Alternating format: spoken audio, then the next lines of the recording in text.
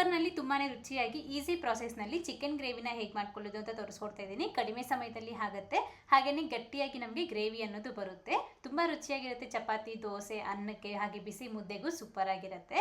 So ಫಸ್ಟಾಗಿ ಈ chicken ಗ್ರೇವಿಗೆ ನಾವಿಲ್ಲಿ ಮಸಾಲೆ ರೆಡಿ ಮಾಡ್ಕೊಳ್ಬೇಕು. ಹಾಗಾಗಿ ನಾವಿಲ್ಲಿ ಈ ರೀತಿ ಒಂದು ಕಡಾಯಿನಲ್ಲಿ 1-2 ಟೇಬಲ್ ಸ್ಪೂನ್ ಅಷ್ಟು ಎಣ್ಣೆಗೆ ಈ ರೀತಿ ಒಂದು 10 ಪೀಸ್ ಆಗುವಷ್ಟು ಗೋಡಂಬಿನ ಹಾಕ್ಕೊಂಡು ಜಸ್ಟ್ ಸ್ವಲ್ಪ ಹುರ್ಕೊಂಡು ಆನಂತರ ಇದಕ್ಕೆ 1-2 ಈರುಳ್ಳಿನ ಈ ರೀತಿ ಹಾಕ್ಕೊಂಡ್ಬಿಟ್ಟು ಮತ್ತೆ ಇದರಲ್ಲಿ 1-2 ಇಂಚ್ ಆಗುವಷ್ಟು ಶುಂಠಿ ಹಾಗೆ 1-2 ಗೆಡ್ಡೆ ಆಗುವಷ್ಟು ಬೆಳ್ಳುಳ್ಳಿನ ಬಿಡಿಸಿ ಹಾಕ್ಕೊಂಡು ಈ ರೀತಿ ನಾವು ಇದನ್ನ ಚೆನ್ನಾಗಿ ಬ್ರೌನ್ ಆಗೋವರೆಗೂ ಫ್ರೈ ಮಾಡ್ಕೊಳ್ಬೇಕು. ಈ ಥರ ನಮಗೆ ಈರುಳ್ಳಿ ಅನ್ನೋದು ಬ್ರೌನ್ ಆಗಿ ಆಗಬೇಕು. ಸೊ ಇಷ್ಟುವರೆಗೂ ಈರುಳ್ಳಿ ಫ್ರೈ ಆಗಿದ ನಂತರ ಇದರಲ್ಲಿ ಒಂದು 3 ಮೀಡಿಯಂ ಸೈಜಿಂದು ಟೊಮೊಟೊವನ್ನು ಕಟ್ ಮಾಡಿ ಹಾಕ್ಕೊಂಡು ಆ ಟೊಮೊಟೊವನ್ನು ಮೆತ್ತಗಾಗೋವರೆಗೂ ಫ್ರೈ ಮಾಡ್ಕೊಳ್ಳಿ.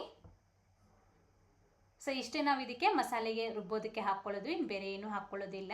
ಸೊ ಈ ಗೋಡಂಬಿ ಇಲ್ಲಾಂದರೆ ನೀವು ಕಡಲೆಪಪ್ಪು ಸಹ ಸ್ವಲ್ಪ ರುಬ್ಬುವಾಗ ಹಾಕಿ ಆದರೂ ರುಬ್ಕೋಬೋದು ಗೋಡಂಬಿ ಬದಲಾಗಿ. ಸೊ ಇದನ್ನ ರುಬ್ಬಿಟ್ಟು ಪಕ್ಕೆತ್ತಿಟ್ಕೊಳ್ಳಿ. ನೆಕ್ಸ್ಟ್ ಈಗ ಕುಕ್ಕರ್ನಲ್ಲಿ ಒಂದು 3 ಟೇಬಲ್ ಸ್ಪೂನ್ ಆಗುವಷ್ಟು ಎಣ್ಣೆಗೆ ಚಕ್ಕೆ ಹಾಗೆ ಏಲಕ್ಕಿ, ಅದೇ ರೀತಿ 1-2 ಮರಾಠಿ ಮೊಗ್ಗು, ಒಂದು 5-6 ಲವಂಗ ಹಾಗೆ ಒಂದು ಚಿಟಿಕೆ ಆಗುವಷ್ಟು ಸೋಂಪು ಹಾಗೆಯೇ 1 ನಕ್ಷತ್ರದ ಹೂವು ಮತ್ತು ಒಂದು 3 ಹಸಿಮೆಣಸಿನಕಾಯಿನ ಹಾಕ್ಕೊಂಡ್ಬಿಟ್ಟು ಒಂಚೂರು ಫ್ರೈ ಮಾಡ್ಕೊಂಡಿದ್ದ ನಂತರ ಇದರಲ್ಲಿ 3/4 kg ಆಗುವಷ್ಟು ಫ್ರೆಶ್ ಆಗಿರೋ ಚಿಕನ್ನ ಹಾಕ್ಕೊಳ್ಳಿ. ಸೊ ಮೀಡಿಯಂ ಸೈಜ್ದು ಪೀಸ್ನ ತೊಗೊಳ್ಬೇಕಾಗತ್ತೆ. ಈ ರೀತಿ ಚಿಕನ್ನ ಹಾಕ್ಕೊಂಡ್ಬಿಟ್ಟು ಸ್ವಲ್ಪ ಉಪ್ಪು ಮತ್ತು ಅರಿಶಿಣದ ಪುಡಿನ ಹಾಕ್ಕೊಂಡು ಚೆನ್ನಾಗಿ ಮಿಕ್ಸ್ ಮಾಡ್ಕೊಳ್ಬೇಕಾಗತ್ತೆ. ಈ ರೀತಿ ಒಂದು 5-6 ನಿಮಿಷ ಮಿಕ್ಸ್ ಮಾಡ್ಕೊಳ್ಳಿ. ಆನಂತರ ಒಂದು 5-6 ನಿಮಿಷ ಆದಮೇಲೆ ಇದರಲ್ಲಿ 2 ಟೀ ಸ್ಪೂನ್ ಆಗುವಷ್ಟು ಧನಿಯಾ ಪುಡಿ, ನಿಮ್ಮ ಖಾರಕ್ಕೆ ಎಷ್ಟು ಬೇಕೋ ಅಷ್ಟು ಖಾರದ ಪುಡಿ, ಅದೇ ರೀತಿ 1 ಟೀ ಸ್ಪೂನ್ ಆಗುವಷ್ಟು ಚಿಕನ್ ಮಸಾಲ, 1 ಟೀ ಸ್ಪೂನ್ ಆಗುವಷ್ಟು ಗರಂ ಮಸಾಲ, ಇಷ್ಟೇ ನಾವು ಇದಕ್ಕೆ ಹಾಕ್ಕೊಳ್ಳೋದು, ಇನ್ನು ಬೇರೆ ಏನು ಮಸಾಲೆ ಹಾಕ್ಕೊಳ್ಳೋದಿಲ್ಲ. ಸೊ ಇಷ್ಟೆಲ್ಲ ಹಾಕ್ಕೊಂಡ್ಬಿಟ್ಟು ಸ್ವಲ್ಪ ಗ್ಯಾಸ್ನ ಲೋ ಫ್ಲೇಮ್ ಮಾಡಿಕೊಂಡು ಇದನ್ನು ಚೆನ್ನಾಗಿ ಮಿಕ್ಸ್ ಮಾಡಿ. ಮಸಾಲೆ ಸೀದೋಗ್ದಂಗೆ ಈ ರೀತಿ ಕಡಿಮೆ ಉರಿನಲ್ಲಿ ಮಾತ್ರ ನಾವು ಇದನ್ನ ಮಿಕ್ಸ್ ಮಾಡ್ಕೊಳ್ಬೇಕಾಗತ್ತೆ. ಚೆನ್ನಾಗಿ ರೀತಿ ಬೆರೆಸಾದ್ಮೇಲೆ ಇದರಲ್ಲಿ ನಾವು ಫಸ್ಟೇ ರುಬ್ಬಿ ಎತ್ತಿಟ್ಕೊಂಡಿರೋ ಮಸಾಲೆ ಪೇಸ್ಟ್ನ ಹಾಕ್ಕೊಳ್ಬೇಕು.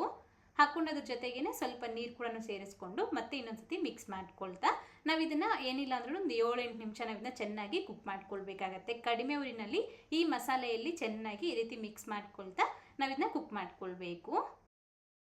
ಈ ರೀತಿ ಒಂದು 8-9 ನಿಮಿಷ ಆದಮೇಲೆ ನಮಗೆ ಸ್ವಲ್ಪ ಎಣ್ಣೆ ಎಲ್ಲನೂ ಪೂರ್ತಿಗೆ ಈ ರೀತಿ ಬಿಟ್ಕೊಳ್ತಾ ಬರುತ್ತೆ. ಸೊ ಆಗ ನಮಗೆ ಮಸಾಲೆ ಚೆನ್ನಾಗಿ ಫ್ರೈ ಆಗಿದೆ ಅಂತ ಅಂದ್ಬಿಟ್ಟು ಅರ್ಥ.